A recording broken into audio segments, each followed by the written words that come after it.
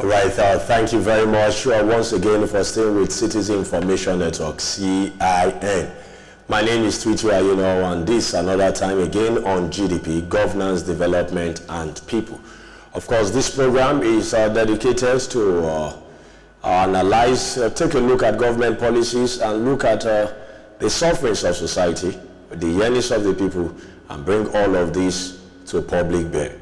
Of course, on the program today, we shall take a look at poor education in Nigeria. Of course, is the Constitution responsible? Should we blame the Constitution for the poor education in Nigeria?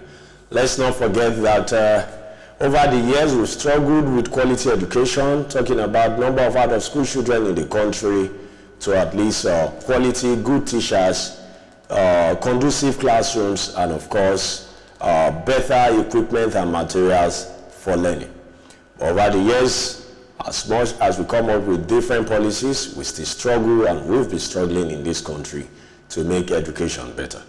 So today on the program, we want to look at factors. What are the things responsible? Let's not forget that in 2004, the Universal Basic Education was introduced. Yes, with the goal and sole aim of establishing free education across the nation from primary to the secondary level. And that is the first half of the secondary education, which is referred to as Basic 1 to Basic 9. That is talking about Primary 1 to JSS 3. How far has this helped? What are the lapses? What are state government doing so far? What are the challenges? Let's not forget that there is a standard set already across the world for education budget. What will they do for this country about this? Have we measured up to the standard? Are we doing enough to improve education? Stay with me as we go for a break, and when we come back after this break, we shall take a look at what universal education is all about, the universal basic education, what is expected, and of course, most importantly, as we go for this break, we'll take this break with a video, trending video of Senator Olushola Adeyeye, the senator representing Osun Central, when he spoke about the Constitution, blaming the Constitution, saying our Constitution is the problem. It's fraudulent. He called it name. Let's take a listen to what the senator had to say on the floor of the Red Chamber. Can never give us progress. This Constitution can never give us peace.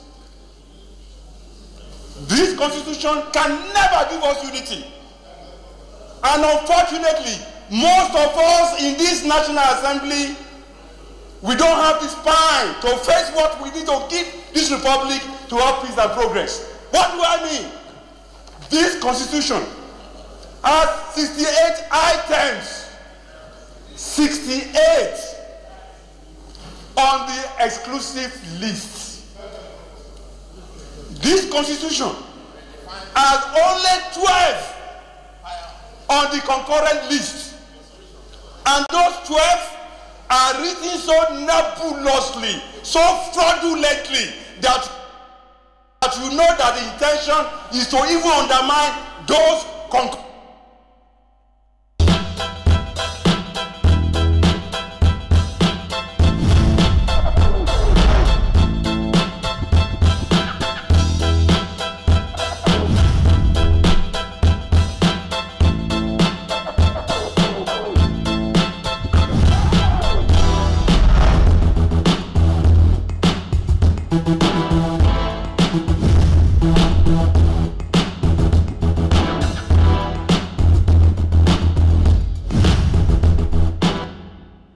That was Senator Adeyeye speaking there. 68 items on the exclusive list. Definitely education is not one of those items on the exclusive list. It's not the responsibility of both the federal, state, and even local government to provide quality education to the people. You know, election has come already, and the people don't play their role already by electing, by voting, you know, casting the ballot. Not everybody participated, and that people do have the right to play a role or not to play a role, whatever it is the case. But now it is time for those who have been voted, elected, to deliver on their promises. Over the years, we know that no government in this country has been able to deliver on promises to the people. But then, before we are not going to look at the promises by governments, let's just take a look at what it is about the Universal Basic Education when it was set up in 2004. Now, this is what the commission, what we call the UBEC, Universal Basic Education Commission, what it was set up to achieve. It's set up to achieve these goals. Number one, ensuring an uninterrupted access to 9-year formal education by providing free, take note, free and compulsory basic education for every child of school-going age. And also 6 years of primary education, 3 years of junior secondary education, providing early childhood care and development and even education. Now, it has to reduce the number of dropout of school children, the number of dropout. But we know over the years, the number of out-of-school children has repeatedly, is on the rise in the country. Only Edo State happens to have reduced that over the years. Now, it also wants to ensure that everyone is literate, because of course literacy is key and all of this. So talking about the free compulsory education. Now, the commission, there's something was set up called the education grant, which every state in the country has to match. Now, what this grant is set to achieve is that the federal government will provide a counterpart funding to say, okay, we have 1 billion naira for state A.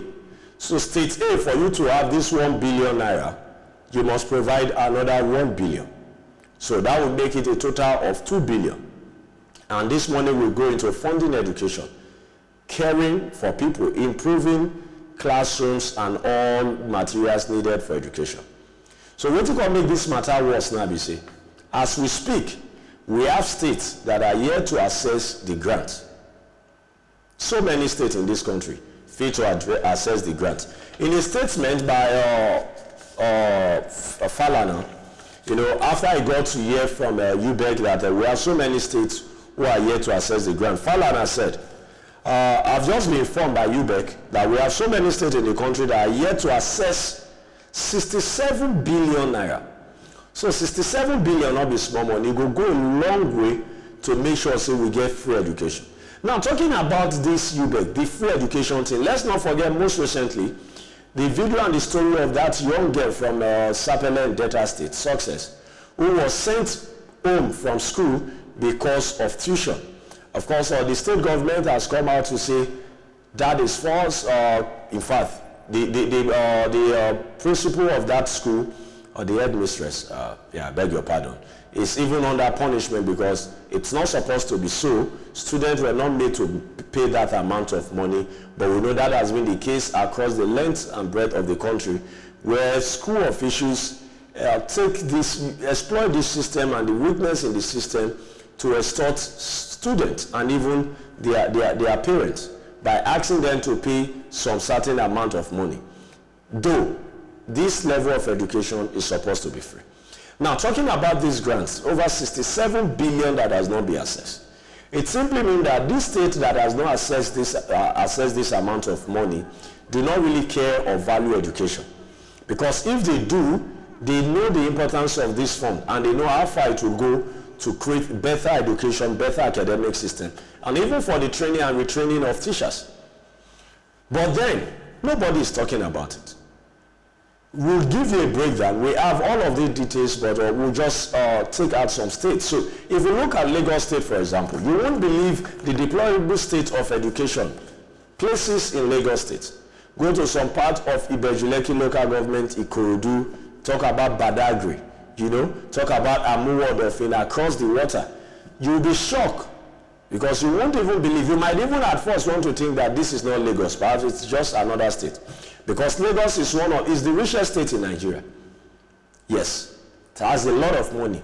But then again, Lagos State over the years has refused to access the education grant because it has also refused to provide the counterpart fund needed to access this. So UBEC did a publication from 2015 to 2018. giving list of states and breakdown of states that are yet to access this grant, and those that have received. Some states since 2015 didn't even access because they didn't provide the counterpart fund. And this is what is actually responsible for the deplorable state of education in the country. Because if you do not have this money, how do you improve this classroom? Let's not even talk about children learning in a very, very poor conditions. Some have to sit on the bare floor, you know. Some are even made to come to school with their own desk, table and chair and desk. I remember back then in my primary school, secondary school days, if you do not have your own desk, you won't be able to sit in classroom. You have to stand all through classes, especially if you are not fortunate to have parents who can afford to make this arrangement for you. So that, one would think that that is in the past, but we still suffer that even to date. So let's take a look at the grant that has not been assessed by states, and we'll take a look at this analysis and even give names of states. So let's start with Lagos State, for example. Lagos State shouldn't be in the picture, but unfortunately we have Lagos State as one of those states. We will definitely have the graphic up on the screen for you to see. So we look at from 2015 to 2018. This is what we have for Lagos State. 2018, the unassessed fund, that is 980 million. 2018. Lagos did provide the fund for 2017, 2015 to 16. But then 980 million in 2018, as we speak, unassessed by Lagos State government. So now, for the fund that has been assessed already, the grants, because when we talk about this grant, means that the federal government has 980 million for Lagos State government to assess and other states for 2018. So the federal government has made provision for that amount of money. The money is available. But for you to have this money, you must make provision for your own. That is the 980 million.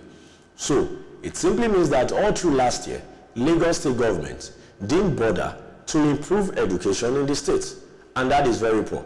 We have a video of a report put together by Al Jazeera back then in 2014, when they visited, 2013, I beg your pardon, when they visited schools in Lagos to look at the deplorable conditions and even interviewed the then governor of the state. And he had so much to say about how to improve education in the state. But to date, what we'll see is that if you go to places like Ikeja, you know, you get to see all these fanciful schools and all of the rest. But once you travel away from there, come down to Epe, Ikorodu, Badagry, Bejuleki, Amuwodofi, across the water, Tagbolu and all of the rest, then you ask yourself, now still Lagos with this. So, when Adeyeye, the senator, spoke about the Constitution, this is where the question arises. Is the Constitution truly responsible for the poor state of education in this country? Yes, I will answer that, but then again, let's take a look at, let's have this video. Let's get to take a look at the video report put together by Al Jazeera back then.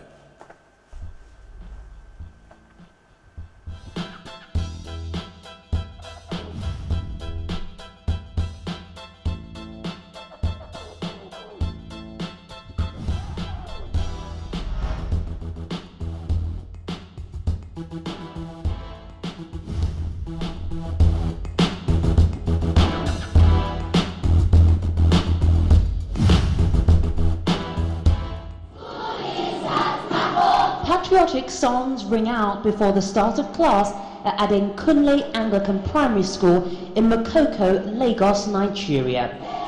It has one of the highest number of primary school students in Lagos, 1,059, but there are only 16 teachers with an average of 66 students per class.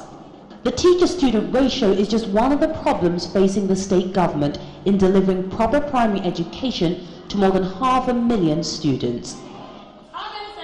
Close to a quarter of Nigerian teachers lack adequate qualifications, and it's been difficult to attract Nigerians to the profession, as the salary can be as low as $133 per month. Infrastructure is also in trouble. A large number of Lagos State's more than 1,000 primary schools are dilapidated, lacking basic furniture, electricity, and running water.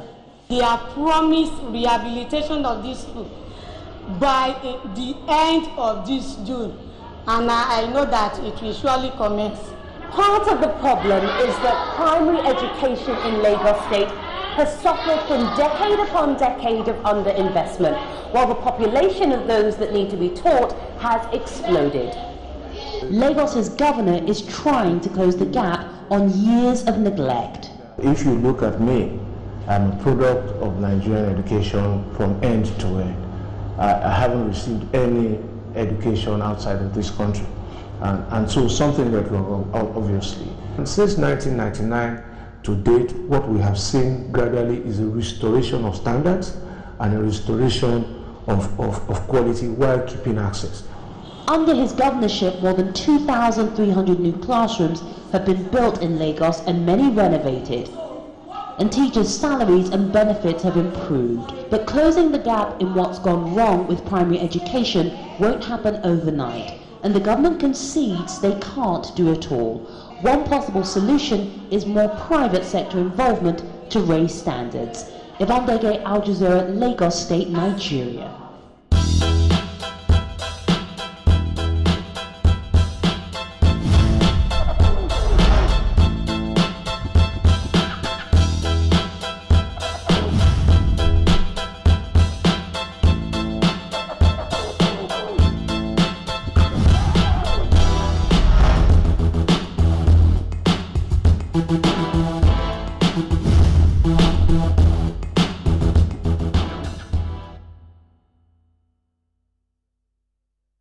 Put together by Al Jazeera on Lagos State, the state of the condition of schools, government schools in Nigeria. Now, one thing we must understand, we will not forget, because of how bad schools don't be over the years, now most Nigerians, now private school there they go. But then, we've talked about, talking about the UBEC fund now, the grants. We've take a look at Lagos. Let's look at Imo State. And other states, we have 6 states we've selected already, to look at. And we have these states that have refused over the years to access the grants. Now, this is Imo State. Now, if you look at Imo State, you discover that all through the 2018, Imo State did access. The only fund they are yet to access between 2015 and 2016. That is about 880 million. Now, we'll take a look at the next state. Kaduna State, a total of 9.28 billion. That is total fund that Kaduna State has not accessed between 2005, that's actually between 2005 to 2019. 9.28 billion, that's 9,280,000,000. That's actually Kano State, not Kaduna State, Kano State. So with this amount of money, this money that we do not feel access, so we do not agree access because it's about policy. The state government do not see the need because they think, oh, people do not care. The people will take their children to private schools. And let's not forget that if this money they put on together, one thing we go help is it go help reduce the number of out-of-school children.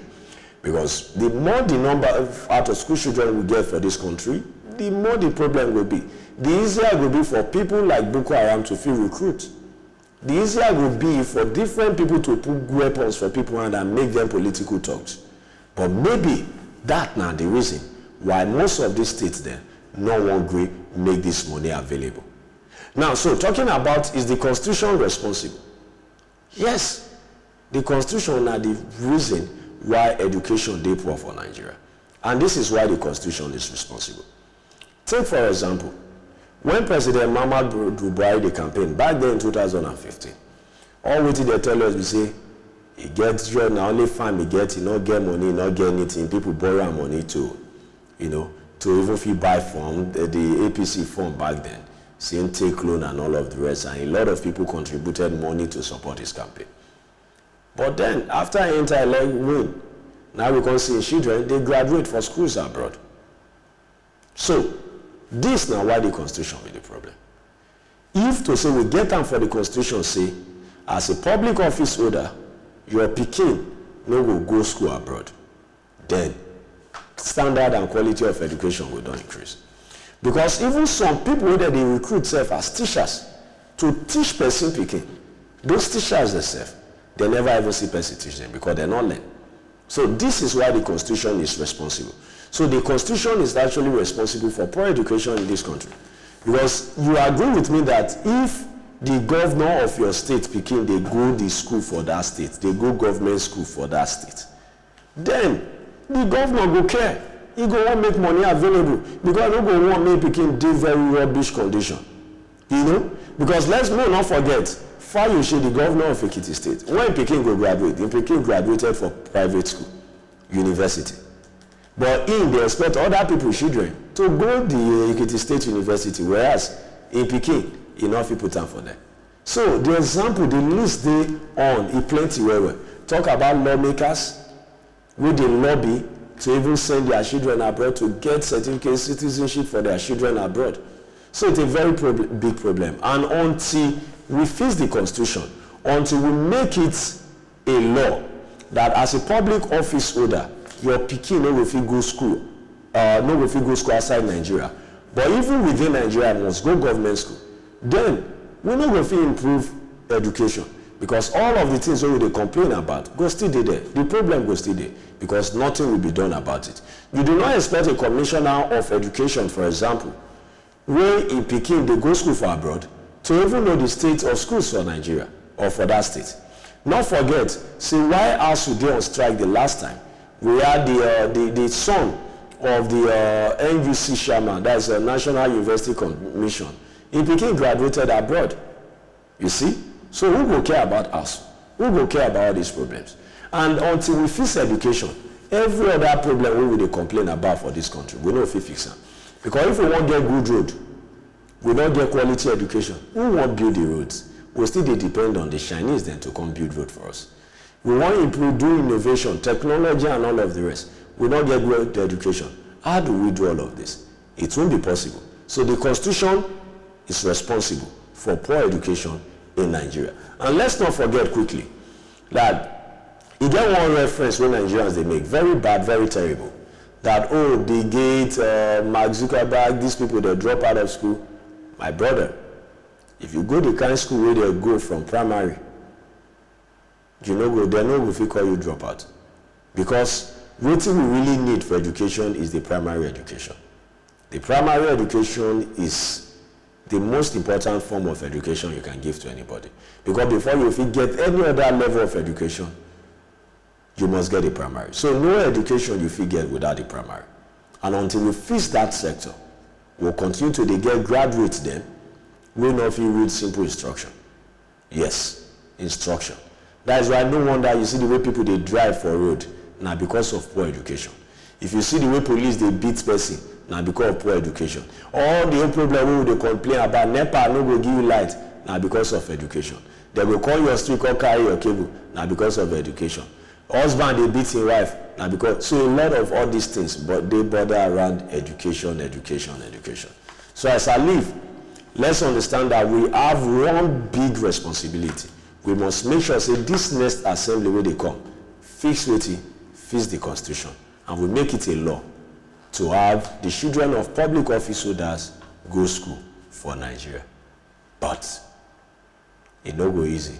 So, my name is TWITWI, and this is the much we can take on the program today. But then again, before we go quickly, let's just take a look at this very video. Yeah, let's take a look at the video. Look at the classroom. You can see there's a child there, and we expect all the children to learn. See school, see building, see the compound, see the zinc there.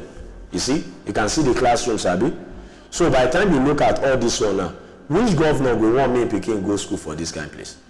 But if the governor Peking they go school for Nigeria, see people children for grant, how they want to assimilate? How they want even to understand the whole thing? Can you see the stress? This is bad. You know? See the deplorable state. See the condition. Some even have to learn on that tree. You can imagine. So, or if we don't fix this problem, forget I want to work. See classroom. Can you see? If rain fall everywhere, they flooded. It's a very big problem. So we must join hands together to make sure, say, we improve education. Otherwise, if nothing is done, we'll continue to get people who will become thugs, who will become militants, who will become or terrorists and all of the rest, because they lack education.